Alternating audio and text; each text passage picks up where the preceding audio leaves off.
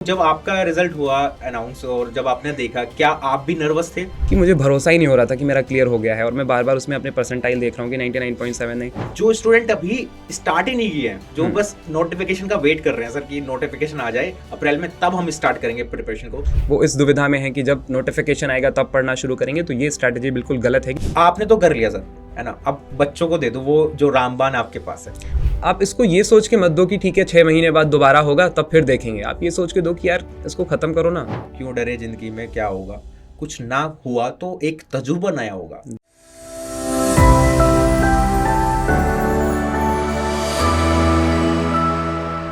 आप सभी का बहुत बहुत स्वागत है यूजीसी नेट अड्डा 24/7 चैनल पर। मेरा नाम है अभिषेक कौशिक और मेरे साथ जो शख्सियत बैठे हैं इस टाइम, वो आप डेली बेसिस पे उनको देखते हो, बट आपको बस वही दिखता है जो वो पढ़ा रहे हैं, है ना? जब वो लेक्चर लेके आते हैं डेली बेसिस पे आपको वो दिख रहा होता है। बट आज इस सेशन में, ये क्योंकि स्पेशल सेशन आप सबके लिए रखा गया है जिससे आपको हेल्प भी मिले जून 2025 के अटेम्प्ट के लिए, तो थोड़ी उनकी स्टोरी जानेंगे कि उन्होंने कैसे एग्जामिनेशन क्वालिफाई किया था यूजीसी नेट का। तो बहुत बहुत स्वागत है पुनीत सर आपका। Thank you so much sir. कैसे हो आप? मैं बढ़िया हूँ, आप बताइए। बहुत बढ़िया। तो पुनीत सर की स्टोरी थोड़ी सी मैं पीछे ले जाता हूँ, है ना? और पुनीत सर से डिस्कस करेंगे कि पुनीत सर ने कैसे एग्जामिनेशन को क्वालिफाई किया, बिकॉज आप अभी वही देख रहे होंगे कि जून वाला सर हमारा कैसे भी करके क्लियर करा दो, क्योंकि टाइम जो बचा है वो अप्रैल और मई बचा हुआ है, उसके अलावा टाइम बचा ही नहीं है ना? तो वो कैसे, वो स्ट्रेटजी क्या होनी चाहिए, कैसे आप उस युद्ध को जीतोगे, क्योंकि युद्ध बहुत बड़ा है, उसमें पेपर 1 पेपर 2 का इतना बड़ा योगदान है ना? पेपर 1 में 50 क्वेश्चन 100 नंबर का बैठ रहा है, वहाँ पे 100 क्वेश्चन 200 नंबर, टोटल 300 नंबर में से पेपर बन रहा है और अभी कट ऑफ आपने देख ली होगी। तो पुनीत सर, पहले तो मैं आपको कॉन्ग्रेचुलेशन करना चाहता हूँ ऑन द बेसिस ऑफ जिस पे आपने वो क्वालिफाई किया था एग्जामिनेशन। तो थोड़ा सा थैंक यू सो आप मच। अपने बारे में बता दो कि आपने कब क्वालिफाई किया और कितना कितना परसेंटाइल था। मैं इलाहाबाद से आता हूँ। जी सर। ग्रेजुएशन और पोस्ट ग्रेजुएशन मेरा दोनों पॉलिटिकल साइंस में हुआ है इलाहाबाद यूनिवर्सिटी से। 2021 में मेरा पीजी कंप्लीट होना था, बट वो कोरोना की वजह से पेपर थोड़ा लेट हुआ, तो उस वजह से वो कंप्लीट 2022 फरवरी में हुआ। और उसी बीच में मैंने 2021 का जून अटेम्प्ट जो होना था उस पर मैंने फॉर्म भर रखा था और वो मेरा पहला अटेम्प्ट था। फिर वो पेपर शिफ्ट होते होते वो नवंबर में हुआ और उसके बाद रिज़ल्ट आया मेरा फरवरी में। 18 फरवरी 2022 वो दिन था जिस दिन रिज़ल्ट आया।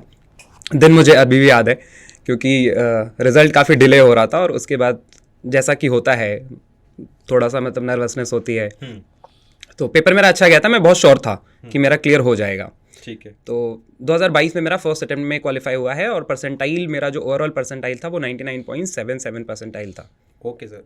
तो थोड़ा सा मतलब बच्चे ना, वो जैसे अभी रिजल्ट भी आया था सर, आपको पता ही है, तो बच्चे बहुत क्यूरियस हो जाते हैं कि सर जब रिजल्ट आता है तो अलग एक्सपेक्टेशन होती है ना?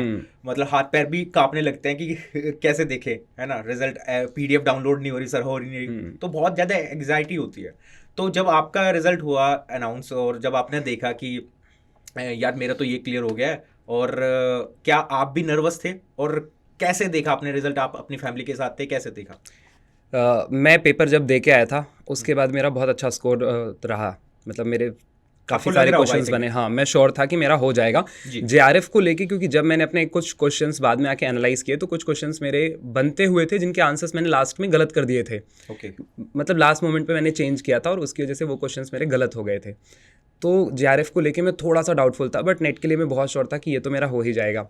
ठीक है। फिर मैं रिज़ल्ट का वेट करता रहा और रिज़ल्ट फिर जैसा कि न्यूज़ में आप लोग देखते हैं कि भाई कल आएगा, परसों आएगा। यूट्यूब में भी सारे जितने भी एजुकेटर्स होते हैं वो भी बच्चों की हेल्प करने की कोशिश कर रहे होते हैं कि कब आएगा। तो ये चलता रहा और मेरी मदर आई हुई थी, तो मैं उन्हें 2-3 दिन से बोल रहा था कि आज रिज़ल्ट आएगा, आज रिज़ल्ट आएगा। फिर फाइनली ये हुआ कि नहीं भाई अब नहीं आएगा। तो मेरी मदर दोपहर के करीब 12 बजे का टाइम था और मेरी मदर अपना सामान पैक करके वापस होम टाउन जा रही थी और मम्मी मेरी सीढ़ियों से उतर ही रही थी। तब मैंने सोचा कि एक बार और चेक कर लेता हूँ, और मैंने जैसे 12 बजे मैंने क्लिक किया तो सामने जो है वो रिज़ल्ट खुल के आया। और मैं कहीं ना कहीं इतना डाउटफुल भी था वो बीच में 2-4 सवाल गलत होने की वजह से कि मुझे भरोसा ही नहीं हो रहा था कि मेरा क्लियर हो गया है, और मैं बार बार उसमें अपने परसेंटाइल देख रहा हूँ कि 99.7 है। और वो कितना खुशी का माहौल था। मैंने तुरंत वहाँ सीढ़ियों से ही ज़ोर से आवाज़ लगाई और मेरी मदर वापस अपना बैग लेके ऊपर आ गई और उसके बाद फिर उन्होंने अपनी बस वगैरह छोड़ दी। तो वो बहुत ही मतलब खुशी का माहौल था उस टाइम पे। ठीक है, तो ये आपके साथ भी हुआ होगा अभी अभी जब रिजल्ट आया था, बट बहुत सारे स्टूडेंट ऐसे भी हैं जिनका नहीं भी हुआ है, या जो वो सोच रहे थे या वो जेआरएफ को टारगेट कर रहे थे उनका ओनली पीएचडी या सिर्फ नेट हुआ है। तो अभी पुनीत सर से जानेंगे। पुनीत सर, एक तो आप पेपर 1 और पेपर 2, क्योंकि आपने 2022 में क्वालिफाई किया, तो उसके इंडिविजुअल जो परसेंटाइल है वो आप एक बार बता दो, और आप थोड़ा सा इस पर भी प्रकाश डालो कि जो स्टूडेंट अभी स्टार्ट ही नहीं किए हैं, जो बस नोटिफिकेशन का वेट कर रहे हैं सर कि नोटिफिकेशन आ जाए अप्रैल में तब हम स्टार्ट करेंगे प्रिपरेशन को, क्या उन्होंने अब करनी चाहिए तैयारी या छोड़ देना चाहिए? What is your point sir? पहले तो मैं अपने परसेंटाइल बता देता हूँ। मेरे टाइम पे ऐसा था कि पेपर 1 के अलग परसेंटाइल आते थे, पेपर 2 का अलग परसेंटाइल आता था, देन ओवरऑल परसेंटाइल आता था। तो मेरा पेपर 1 में जो परसेंटाइल है वो 99.91 परसेंटाइल है। ये मतलब ये तो कमेंडेबल है सर। Thank you sir. और पेपर 2 में मेरा जो परसेंटाइल है वो 98.96 परसेंटाइल है, और ओवरऑल 99.77 परसेंटाइल है। ठीक है। रही बात उन बच्चों की जो अभी तक डिसाइड नहीं कर पाए हैं कि भाई हमें जून अटेम्प्ट देना है कि नहीं देना है, या फिर वो इस दुविधा में है कि जब नोटिफिकेशन आएगा तब पढ़ना शुरू करेंगे, तो ये स्ट्रैटेजी बिल्कुल गलत है कि नोटिफिकेशन आने के बाद हमें तैयारी करनी है। अगर आप टारगेट कर रहे हो, आपने इस एग्ज़ाम को अपना टारगेट बना रखा है, आपको क्लियर करना है, तो ये सबसे सही तरीका है। बचा हुआ जो टाइम है इतने में भी क्लियर किया जा सकता है अगर आप सही स्ट्रैटेजी के साथ आप अच्छे से मेहनत कर रहे हो तो। ठीक है सर, ठीक है। तो आपने परसेंटाइल सुन ही लिया होगा, है ना? पेपर 1 में 99.9 परसेंटाइल, मतलब इतना तो हम सोचते हैं कि आ जाए तो काश मज़ा ही आ जाए, फिर तो जेआरएफ हो ही जाएगा कंफर्मेशन, है ना? तो पहले सर से ये जान लेते हैं, क्योंकि सर ने तो क्वालिफाई कर लिया है ना? इन्होंने वो 555 की कौन सी घुंटी पी थी, कौन सी दवाई पी थी कि इतने आ गए थे, इतने नंबर कैसे पॉसिबल है पेपर 1 में स्पेशली? आप हमेशा उसको देखते रहते हो यार, कोई वीडियो तो मिल जाए ऐसी जी जो हमारे बीच में हो, हमको पढ़ा भी रहा हो, और इतने नंबर उसने गेन के रखे हों। सर ने खुद क्वालिफाई किया, है ना? पॉलिटिकल साइंस की कट ऑफ इस बार आपने देख ली होगी, स्काई रॉकेट की सर भागी है सर। हाँ, 234 आपने पता नहीं क्या पढ़ाया है, मतलब मैं तो ये सोच रहा था। मेरे कुछ स्टूडेंट्स हैं जिनके 244 भी आए हुए हैं, 240 प्लस भी हैं उनके। हाँ, तो बहुत ज़्यादा ऊपर कट ऑफ जा रही है, और पेपर 1 उसमें गेम चेंजर रोल प्ले कर रहा है ना? मैं हमेशा बोलता भी हूँ स्टूडेंट्स को कि पेपर 1 ही है वो जो गेम बनाएगा आपके एग्जामिनेशन का, और पेपर 1 ही है वो जो गेम बिगाड़ देगा एग्जामिनेशन में, क्योंकि पता नहीं होता कि किस तरीके से पेपर 1 डायनेमिक होने वाला है। तो सर से वो ले लेते हैं पहले राय। हालांकि मैं पेपर 1 पढ़ाता हूँ, बट सर की राय इंपॉर्टेंट है आज, क्योंकि इन्होंने क्वालिफाई किया हुआ है 2022 में, तो ये अपनी रणनीति बताएंगे। सर, आपने कैसे क्वालिफाई किया था, स्पेशली पेपर 1 में इतने नंबर कैसे पॉसिबल है?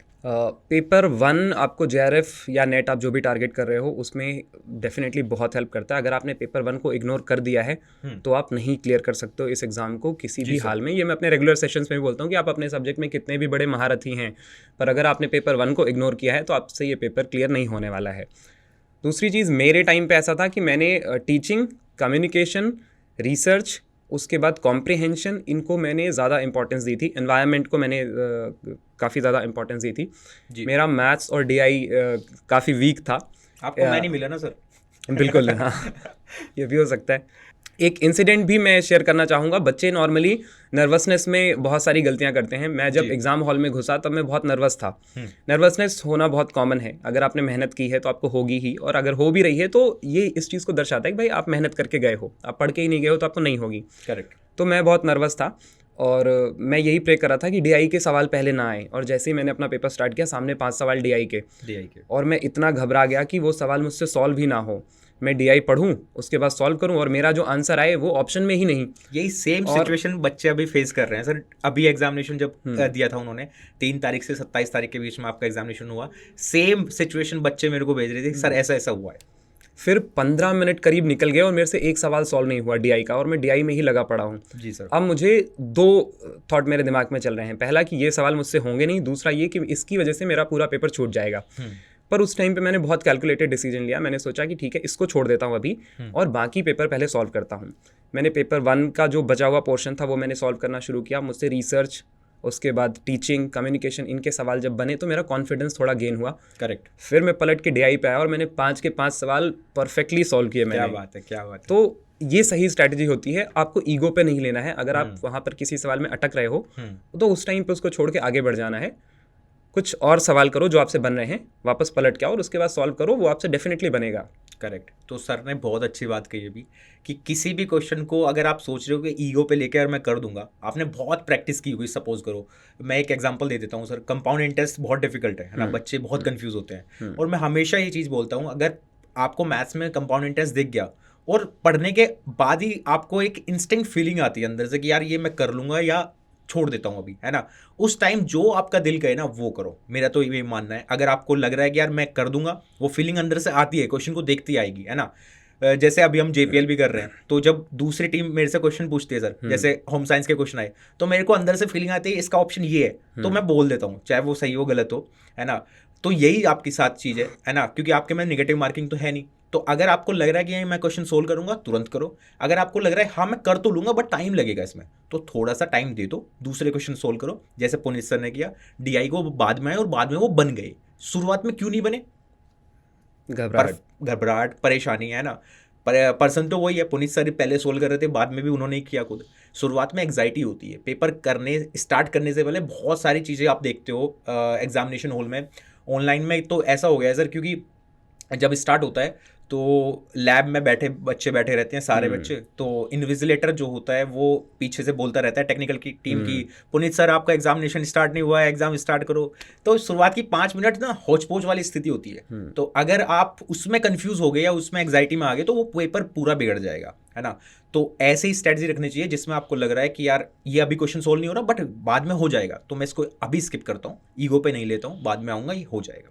ट्रस्ट मानो मेरी बात, ये बाद में 100% हो गया जाता है वो। मैं एक दो चीज़ें और शेयर करना चाहूँगा। जी सर। पहला तो 3 घंटे मोर देन इनफ हैं। मैंने इस पेपर को 3 घंटे से कम टाइम में सॉल्व किया है। 15 मिनट शुरू में बर्बाद करने के बाद भी मेरा पेपर 15 मिनट पहले ख़त्म हो गया था, तो मैंने 2.5 घंटे में प्रॉपर पेपर सॉल्व किया है। आज भी डुएबल है, ठीक है। अगर पेपर का पैटर्न चेंज हो रहा है, क्वेश्चंस थोड़े लेंदी आ रहे हैं, तब भी 3 घंटे में डुएबल है। तो आपको ये नहीं सोचना है कि भाई अगर मैं किसी सवाल में ज़्यादा टाइम दे रहा हूँ तो मेरा छूट जाएगा। कहीं ना कहीं कोई सवाल ऐसा होगा जो आपसे कम टाइम लेगा और आपसे वो वहाँ पे कंपनसेट हो जाएगा। करेक्ट। तो घबराना नहीं है, आपको पूरे टाइम जो है वो काम रहना है। दूसरा, आपने जितना पढ़ाई की है आपको अपने नॉलेज पर वहाँ पर भरोसा रखना है। आपने अगर पढ़ा है और आपको वो सामने सवाल में दिख रहा है तो वो सही है। आपने अगर ऐसा कोई फैक्ट वहाँ पर नहीं पढ़ा है जो क्वेश्चन में लिखा है तो उसको चुपचाप गलत मानो, टिक करो और आगे बढ़ो। वहाँ पे अगर मगर नहीं लगाना है। आपने बहुत ज़्यादा दिमाग लगाया तो वो सवाल गलत हो जाएगा आपसे। तो इस तरह से आपको इस पेपर को अप्रोच करना है। दूसरा, टाइम मैनेजमेंट की जब मैं ये बोल रहा हूँ 3 घंटे में हो जाएगा, तो ये किन बच्चों से हो जाएगा? जिन बच्चों ने प्रीवियस ईयर क्वेश्चंस किए हैं, मॉक दिए हैं, है ना, उन्हें वो 3-3 घंटे पेपर उन्होंने बैठकर लिखा हुआ है, तो उन्हें पता रहता है कि मुझे पेपर 1 पहले अप्रोच करना है या पेपर 2 पहले अप्रोच करना है। मेरा क्या मेरा स्ट्रॉन्ग एरिया है, क्या मेरा वीक एरिया है, शुरुआत कहाँ से करनी है, कौन सा पोर्शन मुझे लास्ट में उठाना है। तो ये सबकी अपनी डिफरेंट स्ट्रैटेजी होती है और ये आपने शुरू में बिल्ड कर ली तो वहाँ पर आप टाइम भी मैनेज कर ले जाओगे और आप इसको क्लियर भी कर ले जाओगे। बिल्कुल, बहुत अच्छी बात कही सर ने। बट ये स्ट्रैटेजी आपको कैसे डेवलप करनी होगी उसका मैं थोड़ा सा बता देता हूँ। ये स्ट्रैटेजी जो सर बता रहे हैं वो डेवलप होगी सिर्फ और सिर्फ मॉक टेस्ट से। अगर आपने मॉक टेस्ट नहीं दिए ना तो आपको पता ही नहीं चलेगा कि कौन सी चीज़ को क्वेश्चन को पहले करना है, कौन से को बाद में करना है, किसको ईगो पे नहीं लेना, स्किप कैसे करना है। क्योंकि मैं ये देखता हूँ सर बहुत सारे स्टूडेंट अभी मॉक टेस्ट भी दे रहे हैं, है ना, तो वो यही बताते हैं कि सर हमारे पास टाइम मैनेजमेंट नहीं हुआ। और वो क्यों नहीं हुआ उसका रीज़न बताता हूँ। उसका रीज़न ये है, आपको स्किप करना नहीं आता। आपको अगर कोई क्वेश्चन दिख गया आपको वो सोल्व करना ही करना है, और ये सबसे गलत आदत है। आपको स्किप करना आना पड़ेगा, ये एक आर्ट है ना। ये आप धीरे धीरे सीखोगे। जब जब आप मॉक टेस्ट देते रहोगे डेली बेसिस पे तो आपको पता चल जाएगा इसको देखते ही क्वेश्चन को, यार ये मेरे को स्किप करना है, बाद में आऊँगा मैं इसको। और ये सबसे अच्छी स्ट्रेटजी होती है। अभी थोड़ी सी बात कर लेते हैं, जैसे सर ने अभी डिस्कस किया मेरे से कि टाइम मैनेजमेंट। मैं बता रहा हूँ 150 क्वेश्चन के लिए 180 मिनट मोर देन सफिशिएंट है ना। बहुत ज़्यादा दी हुई है यूजीसी ने सर, क्योंकि थ्योरेटिकल क्वेश्चंस होते हैं पेपर 2 में नॉर्मली, है ना। कुछ कुछ सब्जेक्ट को छोड़ के, इकोनॉमिक्स या फिर कॉमर्स को छोड़ के, बाकी आपका जो टाइम लगने वाला है वो पेपर 1 में लगने वाला है। उसमें भी मैथ्स वाला पोर्शन, डीआई वाला पोर्शन, उसमें ज़्यादा आपको देखने को मिलेगा। कुछ कुछ आईसीटी में अगर न्यूमेरिकल आगे तो, है ना, वरना बाकी सब थ्योरेटिकल है, उसमें टाइम नहीं लगेगा। आपने पढ़ा स्टेटमेंट, है ना, 10 सेकंड या 1 मिनट में आप रीड भी कर रहे हो, तब भी आप देखोगे कि रीड करने के बाद अगर क्वेश्चन लग रहा है कि हाँ आंसर आ गया तो टिक करो, वरना स्किप करो। एक मैं जो आपको सजेस्ट करना चाहूँगा एज ए टीचर आप सबको, जिससे आपको फ़ायदा भी मिले जून 2025 में, वो ये स्ट्रेटजी रहेगी कि आप ना एक गो में कभी पेपर सोल्व मत करना, है ना। जैसे मैंने भी यूपीएससी एग्जामिनेशन दिए सर, यूपीएससी सीडीएस का, उसको क्वालिफाई करा, तो उसमें भी यही हुआ था, क्योंकि यूपीएससी में नेगेटिव मार्किंग भी होती है सर 1/3 की। आपके में नेगेटिव मार्किंग नहीं है, तो सबसे इसका एडवांटेज आप उठा सकते हो कि आप 1 गो में कभी एग्जामिनेशन सोल्व मत करो। आपने स्टार्ट किया, जो क्वेश्चन ईजी आ रहे हैं, बहुत ईजी लग रहे हैं, आपने बहुत बार किए हुए हैं प्रैक्टिस, आपको दिख रहा है यार नंबर सीरीज का इतनी बार प्रैक्टिस किया है तो हो जाएगा, है ना, 30 सेकंड में मैं कर दूंगा, इतनी सारी यूट्यूब पे या पेड क्लासेस में मैंने प्रैक्टिस की है, तो उसको कर दो, वहीं के वहीं ख़त्म करो। 30-30 सेकंड वाले जो क्वेश्चंस होते हैं, 50 सेकंड वाले जो क्वेश्चंस होते हैं, फर्स्ट गो में उनको खत्म करो। और यकीन मानो जब आप ये 1 गो खत्म करोगे तो 50 क्वेश्चन या 60 क्वेश्चन आप ऑटोमेटिकली सही कर चुके होंगे, जो बिल्कुल 100% एक्यूरेसी के साथ होगा। सेकंड गो में आप वो क्वेश्चन सोल्व करो कि आपने देखा था कि यार, जैसे पुनीत सर ने बताया कि DI वाला शुरुआत में उन्होंने छोड़ दिया, लेकिन वो जब दोबारा आए उस पर तो वो कर चुके थे उसको, वो बिल्कुल एग्जैक्टली 10 नंबर ले चुके थे DI से, है ना। तो सेकंड गो में आप वो क्वेश्चन सोल्व कर लो कि जिन पर टाइम लगने वाला है और मैं बाद में आके इनको सोल्व करूंगा। थर्ड गो और बचता है। थर्ड गो में ये पॉसिबल तब होगा, ये बोलने में ईजी लग रहा होगा कि मैं बोल दे रहा हूँ, बट ये तब पॉसिबल है जब आप घर पे प्रैक्टिस करोगे। सीधा एग्जामिनेशन में आप सोच रहे हो कि मैं कर दूंगा, थर्ड गो में नहीं हो पाएगा, यकीन मानो मेरा। तो थर्ड गो में आप वो क्वेश्चंस करोगे जिनका आपको बिल्कुल आइडिया नहीं था, जो out of the syllabus, out of the book, आगे पता ही नहीं है कहाँ से आ रहे हैं, जिनमें तुक्का लगाना ही लगाना है। उसमें भी आप थोड़ा सा कोशिश करना कि ऑप्शन एलिमिनेट हो जाए, काश एक तो हो जाए, है ना। तो 3 में से आप फिर गैस वर्क कर सकते हो। तो ये स्ट्रेटजी आपके लिए हेल्पफुल रहेगी। अब पुनीत सर से थोड़ा सा, हाँ जी, आप बताना चाह रहे हो सर कुछ? हाँ, एक तो ये है कि कुछ बच्चों का मेरे पास ये जो दिसंबर वाला पेपर हुआ उसके बाद कुछ बच्चों के मेरे पास मैसेजेस आए कि सर मेरे 20 क्वेश्चन छूट गए, मेरे 22 क्वेश्चन छूट गए। पहली चीज़ तो ये, अगर आपका एक सवाल भी वहाँ पे छूट रहा है तो आप समझो कि आपके सिलेक्शन के चांसेस वहीं पे गिर रहे हैं। करेक्ट। क्योंकि आपके जो कॉम्पिटिटर है वो नहीं छोड़ के आ रहे हैं, दूसरे जो बच्चे हैं वो 150 के 150, भले वो तुक्का मार के ही आ रहे हैं पर वो करके तो आ रहे हैं। तो उन्होंने आपसे ज़्यादा सवाल सॉल्व किया है तो उनका स्कोर आने की प्रोबेबिलिटी आपसे ज़्यादा है। तो सबसे बड़ी चीज़ तो आपको ये ध्यान रखनी है, आपका 150 के 150 सवाल वहाँ पर आपको टिक करके आने हैं। जो नहीं बन रहा है उस पर तुक्का मार के आना है, जो बन रहा है उसको तो आपको जो है वो कॉन्फिडेंटली सॉल्व ही करना है। सही बात है। दूसरी चीज़ कि आपको ये सब चीज़ें, जैसे आपने कहा कि 1 गो में सॉल्व नहीं करना है, आपको 2 या 3 बार में इसको सॉल्व करना है। तो एक तो सिस्टम में ही हमारे पास वो मार्क करने वाला ऑप्शन होता है, वो आपको समझ में नहीं आ रहा है तो आपको जो सवाल बनते जा रहे हैं जिनमें आप कॉन्फिडेंट हो उनको टिक करते जाओ, जिनमें आप डाउटफुल हो उनको जो रफ शीट मिलती है उसका नंबर फटाक से लिख लो, जिससे बाद में आपको ढूंढना ना पड़े कि मैंने कौन सा सवाल छोड़ा था। सर अभी जैसे ऑनलाइन है, जैसे आप मार्क फॉर रिव्यू वाला कह रहे हो, तो मेरे हिसाब से तो उसका ही ना फायदा उठाना चाहिए। हाँ। और उसकी प्रैक्टिस जो है वो मॉक टेस्ट से आप घर पे बैठ के कर लो, बिल्कुल ना। ऑनलाइन मॉक टेस्ट का जैसे सर बता रहे हैं वो आई थिंक ट्रेडिशनल में तो यूज करते ही थे पहले, बट अभी टेक्नोलॉजी आ गई है, ऑनलाइन मॉक टेस्ट हो रहे हैं, तो उसको वो मार्क फॉर रिव्यू करते वो पर्पल हो जाता है ना। तो आपने अगर टिक नहीं किया उस पर, सेव नेक्स्ट नहीं किया है, तो वो मार्क फॉर रिव्यू रहेगा, मतलब वो पर्पल कलर का रहेगा। लेकिन अगर आपने टिक कर दिया है, सेव नेक्स्ट भी कर दिया है, तो वो मार्क फॉर रिव्यू तो रहेगा ही, मतलब पर्पल कलर भी रहेगा, साथ में उसमें राइट्स भी आ जाएगा, मतलब ग्रीन कलर का, है ना। तो ये बात ध्यान रखना कि मार्क फॉर रिव्यू करो जिनको आपको लग रहा है कि इसको मैं बाद में देखूंगा, डायरेक्ट फिर उस पर जंप कर लो। ये सही स्ट्रेटजी रहेगी। ये बिल्कुल सही स्ट्रेटजी है सर। ठीक है सर। अभी बहुत सारे स्टूडेंट, जैसे अभी हम डिस्कस भी कर रहे थे सर कि मतलब अभी ये सोच रहे हैं कि अभी करें ना करें, है ना। तो इतना टाइम बीत गया, अभी तक हमने सोचा नहीं था, नोटिफिकेशन आएगा अप्रैल में आने वाला है सर, है ना, तब जगेंगे हम। तो ये रिपीटर्स के केस में तो बन भी सकता है, लेकिन जो फ्रेशर है उनके साथ ये नहीं हो सकता पॉसिबल, बिकॉज वो एकदम से इतना सारा सिलेबस कवर नहीं कर पाएंगे, है ना। बट आप थोड़ा सा अगर विश्वास रखोगे कि हाँ, अगर मैं आज से भी नहीं स्टार्ट कर रहा हूँ तो फिर तो मेरे पास कुछ एक्सक्यूज रह ही नहीं जाएगा, है ना। फिर तो क्या ही बोलूँगा मैं दूसरों को, है ना। तो अब आपके पास समय है, अभी भी अप्रैल है, मई है, जून में किस वीक में एग्जामिनेशन होने वाला है कुछ पता नहीं हमें, है ना। तो मैं यही बोलना चाहता हूँ सबको कि मंजिल मिलेगी, भटक कर ही सही, गुमराह तो वो हैं जो घर से निकले ही नहीं। तो आप घर से तो निकलो, एटलीस्ट। घर से निकलोगे ही नहीं तो एग्जामिनेशन क्वालिफाई कैसे होगा? बिल्कुल। ठीक है, तो मेरा तो यही मानना है। अभी पुनीत सर से थोड़ा सा चीज़ों पे और प्रकाश डलवाते हैं, है ना, क्योंकि ये सेशन बार बार तो पुनीत सर फ्री होते नहीं है, क्योंकि बहुत सारी पेड क्लासेस चलती रहती है सर की और बहुत बिजी रहते हैं। आज मैं ज़बरदस्ती पकड़ के लाया हूँ आप सबके लिए, सोचो। तो एक वो जिस्ट लास्ट में जाते जाते सर, पहले तो आप थोड़ा सा ना वो बता दो बच्चों को कि एज ए स्टूडेंट बच्चे अभी लास्ट में जाते जाते टिप्स की एक फाइनल टिप आपकी तरफ से क्या हो कि बच्चे का एग्जामिनेशन क्वालिफाई हो ही जाए। मतलब आपने तो कर लिया सर, है ना, अब बच्चों को दे दो वो जो रामबाण आपके पास है। पहले तो जिन्होंने तैयारी शुरू की है उनका तो बढ़िया चल रहा होगा, है ना, जिन्होंने अब तक सिलेबस अपना कंप्लीट कर रखा है, तो उनके लिए ये मोटिवेशन है कि भाई आपने कुछ सिलेबस कंप्लीट कर रखा है, अब मंजिल बहुत दूर नहीं है, थोड़ा सा ही सिलेबस बचा है, थोड़ा सा ही टाइम बचा है, इतनी मेहनत और आर्या पार।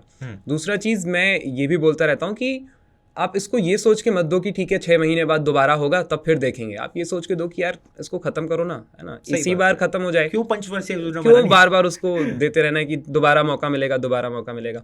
मैंने जब दिया था तब मैंने ये सोच के दिया था कि ये पहला और आखिरी है, अगर क्लियर नहीं होगा तो अब मैं नहीं दूंगा, और मैंने मेहनत भी उसी हिसाब से की थी। तो आप जब इस थॉट के साथ देते हो कि अब मुझे दोबारा नहीं देना है, ये आखिरी है, तो मेहनत आपकी और ज़्यादा बढ़ जाती है, आपको मोटिवेशन और ज़्यादा आ जाता है। Correct. तो उस तरह से मोटिवेशन आपको वहाँ से लो।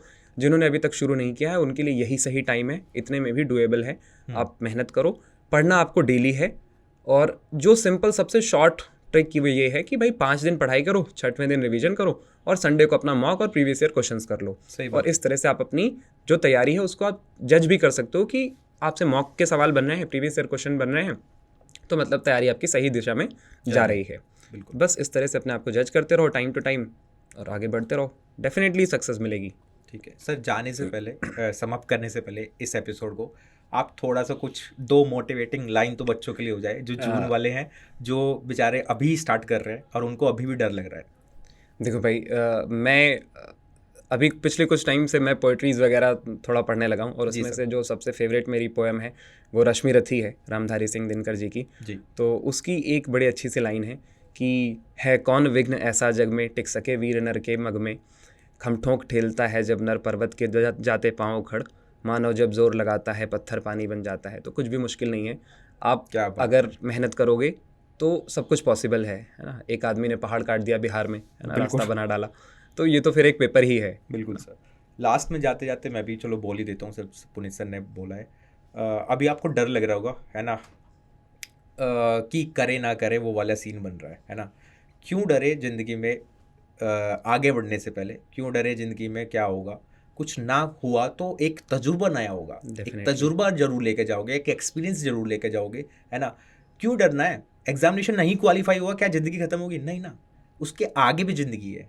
एग्ज़ाम बहुत सारा आप देखोगे, यूपीएससी तक बच्चे क्वालिफाई करने के बाद में तब भी खुश नहीं रह पाते, तब भी वो सर ये देखते रहते हैं कुछ और अच्छा हो जाए, कुछ और अच्छा है। तो इस एग्जामिनेशन को स्पेशली तो आप अपनी ज़िंदगी से ऊपर मत रखो, है ना। एग्जामिनेशन हमेशा नीचे रहते हैं, बस फोकस रहो, एग्जामिनेशन क्वालिफाई हो जाएगा। चलो मिलते हैं नेक्स्ट किसी एपिसोड में, तब तक के लिए बाय बाय, टेक केयर। और आई होप आपको आज सेशन में मज़ा आया होगा, कुछ नया सीखने को जरूर मिला होगा। इससे यहाँ से आउटपुट जरूर गेन करना, सो दैट वो आपके जून अटेम्प्ट के लिए हेल्पफुल रहेगा। Bye bye, take care.